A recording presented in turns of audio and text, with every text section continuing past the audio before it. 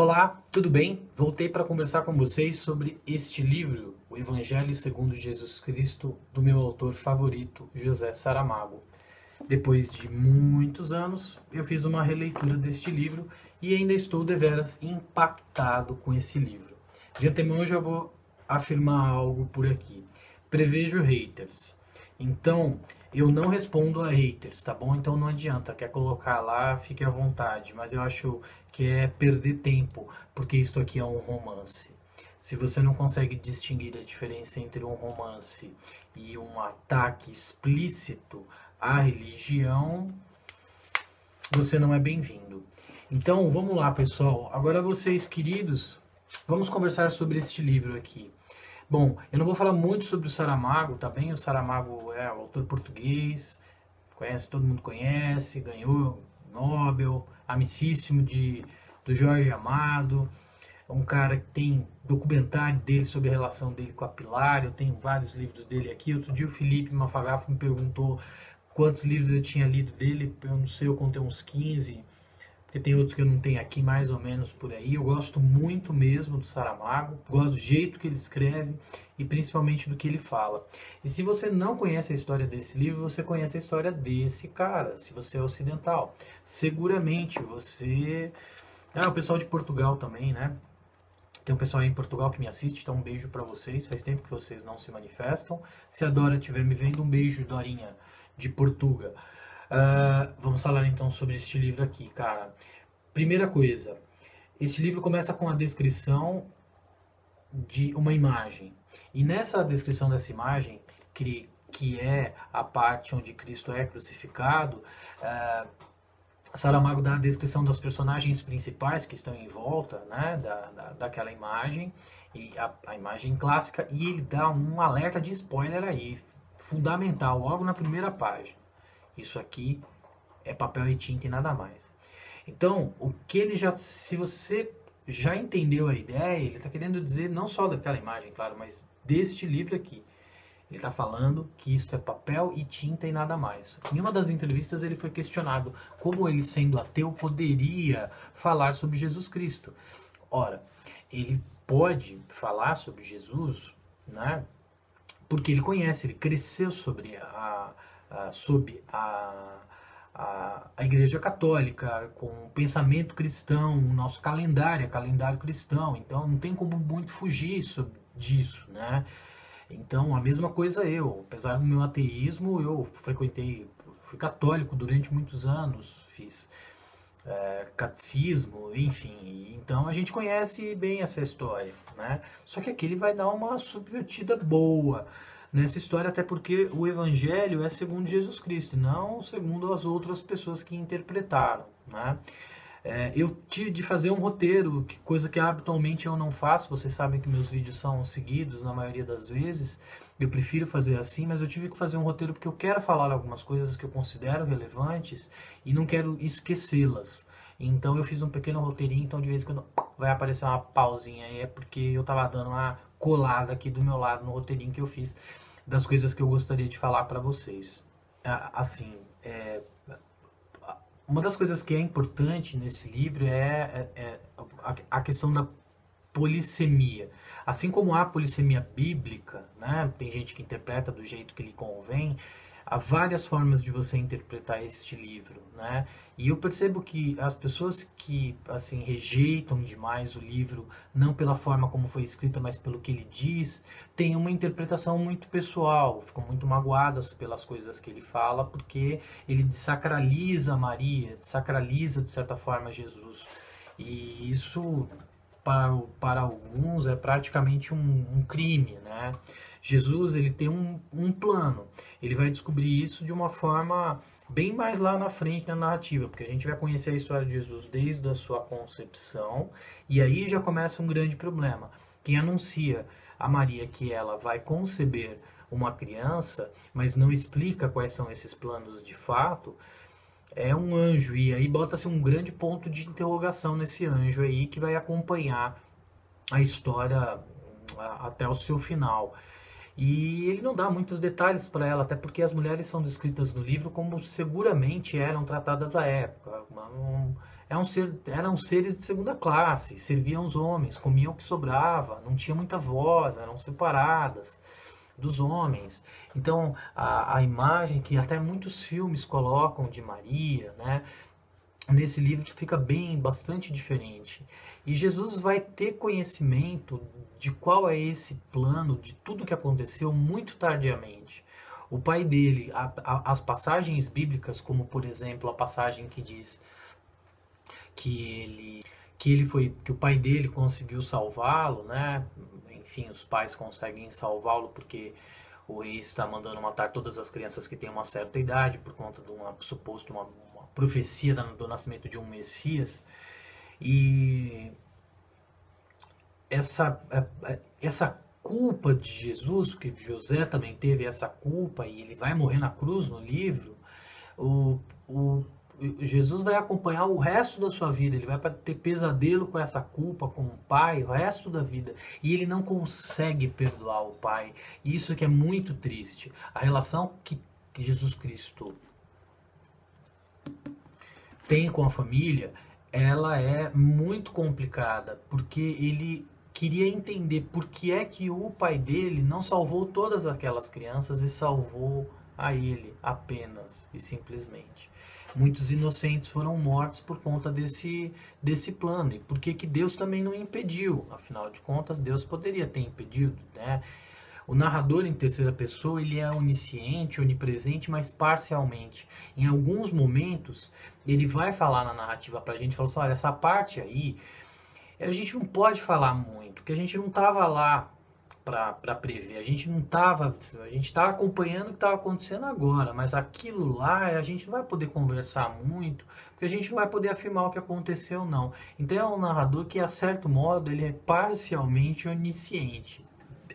Jesus, a todo tempo, além de tentar se livrar dessa culpa, ele abandona a família para ir atrás das escrituras. Era um jovem muito letrado assim, em escrituras, conhecia muito bem, é muito inteligente. Ele vai atrás, na verdade, de tentar entender o que é que ele está fazendo na Terra. Qual é a função dele aqui? Qual é o motivo? Mais do que isso, qual é o propósito? Depois ele descobre qual vai ser esse propósito, e esse propósito não tem nada a ver com ele, não é individual, não é nada de individual. Mas Jesus subverte isso. Então, as passagens que tem, ele faz referências a passagens bíblicas, textos canônicos ou apócrifos, mas ele subverte, estou falando de Saramago, subverte muitas passagens. Então, há milagres que aconteceram. O milagre da multiplicação, por exemplo, durante a festa de casamento, transformar água em vinho, por exemplo. Mas eu vou dar um alerta de spoiler aí, mas eu acho que isso não significa muita coisa não. Mas se você não quiser, por uns 20 segundos aí. Numa das passagens, um dos milagres de Cristo, a gente sabe que é a ressuscitação de Lázaro. E Lázaro, que no livro era um cardiopata, ele sofre um milagre, né, acometido de um milagre por Jesus, e ele salva, né, fala assim, coração melhore. E aí ele melhora. Só que depois Lázaro morre.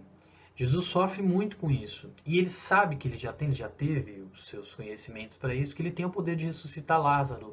E Maria de Madalena, que é uma personagem incrível, que conhece Jesus e tem uma das relações de amor mais lindas da vida, a gente está falando de amor mesmo, assim e tal, ela coloca a mão no ombro de Jesus e diz o seguinte: ninguém tenha pecado tanto mereça morrer 2 vezes. Mas para que você possa morrer 2 vezes, você precisa ter vivido 2 vezes. E aí vem a questão da polissemia e tal. E nesse plano de Deus, o plano aqui na Terra, nesse romance, é de absoluto sofrimento. Deus se apresenta a Cristo um pouco depois da sua adolescência, e diz que vai voltar muito depois para contar para ele de fato o plano, e deixa tudo meio assim: olha, vai acontecer bastante coisa aí com você, mas eu não posso te explicar demais, porque eu não quero, e porque eu sou Deus e eu posso. E ok, e Jesus vai seguindo a vida dele junto com um pastor que tem muita importância para a história. Esse pastor, além dessa história desse pastor, tem importância o alguidar, a jarra de barro, que que já se apresenta logo no começo, né, que Maria recebe com uma terra mágica. E eu não acho que isso seja um spoiler, porque ela vai acompanhar até a última frase do livro e vai ter uma relevante importância por conta de uma passagem bíblica, e me lembrou até aquela música do Legião Urbana, que eu ouço muito, ontem inclusive eu escutei, que é Cordeiro de Deus, que tirar os pecados do mundo, tem de piedade de nós. Ou seja, se você entendeu, Deus vai crucificar Jesus, ele vai morrer na cruz para salvar a humanidade. Entretanto, há um plano muito maior e às vezes quase que diabólico. Quando o diabo aparece, há um encontro entre Deus e Jesus, e o diabo aparece, o diabo tem uma função fundamental na história. E durante toda a história ele tem uma participação importantíssima, porque Deus diz a Jesus, neste livro, é por causa dos haters, neste livro, Deus diz a ele que Jesus, que é assim, que o homem e o pecado são faces da mesma moeda. Se você virar lá, o homem está aqui, virou, o pecado está do outro lado. Deus aparece para Jesus numa forma de fumaça pela primeira vez.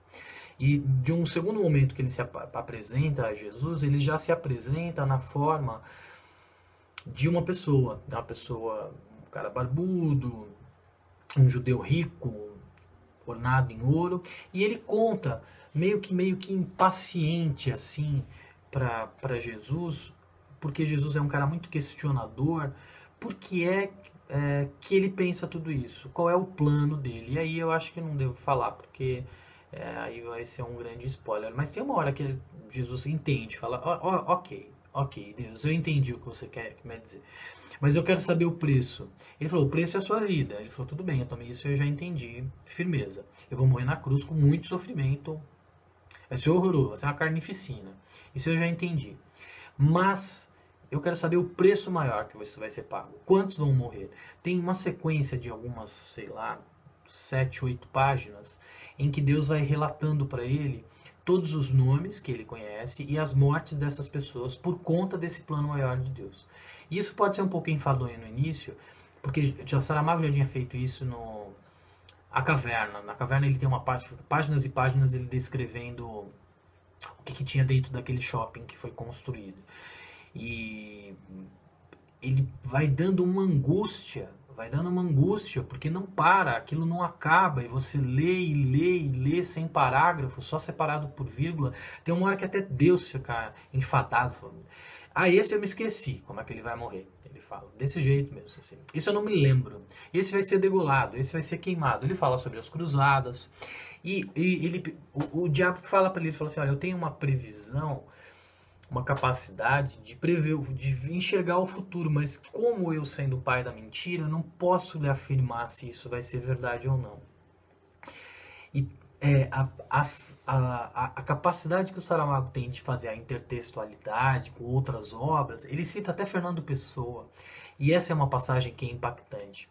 Quando ele fala assim, ok, mas essa guerra é tudo para quê? Ele fala, vai surgir um Deus maior aí, que a gente vai precisar lutar, e aí vai ter cruzada, vai ter gente morrendo na fogueira, e vem um outro narrador que surge do nada e diz mais ou menos assim, que seria um heterônimo do Pessoa, ou da Pessoa, ele fala mais ou menos assim. Ele está querendo fazer uma referência a que o diabo seria um heterônimo, uma variância de Deus.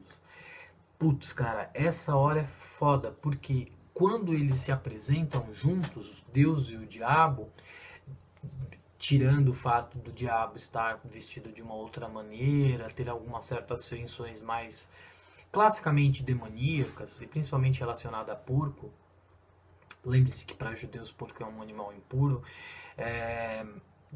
eles são fisicamente parecidos. O que dá uma impressão no livro que ele está querendo dizer que a vida na Terra é só sofrimento e dor.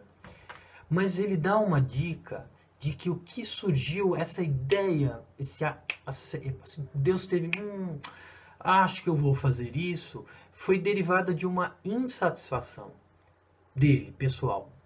E essa insatisfação é passada aos seres humanos. Então nós somos fadados a um eterno, não um eterno, mas enquanto vivermos na Terra, a esse sofrimento da insatisfação. É isso que ele está querendo dizer, mais ou menos.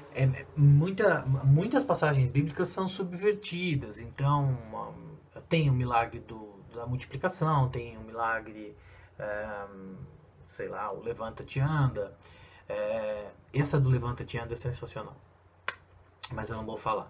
Mas daí vem um monte de referência, cara. Um monte de referência intertextualidade. Ele utiliza os evangelhos apócrifos, os canônicos como fonte, e ele se lascou em alguns aspectos, mas escreveu uma obra-prima. Então, velho, seguinte, algumas recomendações. Para todo mundo? Não. Tem gente que acha que vai se chocar. Maria de Madalena tem um caso de amor maravilhoso com Jesus Cristo, é descrita a cópula de Maria, portanto ela não é imaculada, concebida sem pecado. E no final, uma das as frases mais famosas de Cristo, que está na Bíblia, é bem subvertida. E essa é a que dá um grande impacto à obra. Mas isso aqui é um livraço dos melhores. É quase um calhamaço, né? São 445 páginas. Eu tenho essa edição já há muitos anos da Companhia das Letras e eles fizeram uma reedição, mas as capas ficaram para mim horrorosas. Cada pessoa escreveu, fez uma assinatura com a sua letra, não gostei não. Eu gosto dessas aqui, que são as que eu tenho. Então é isso.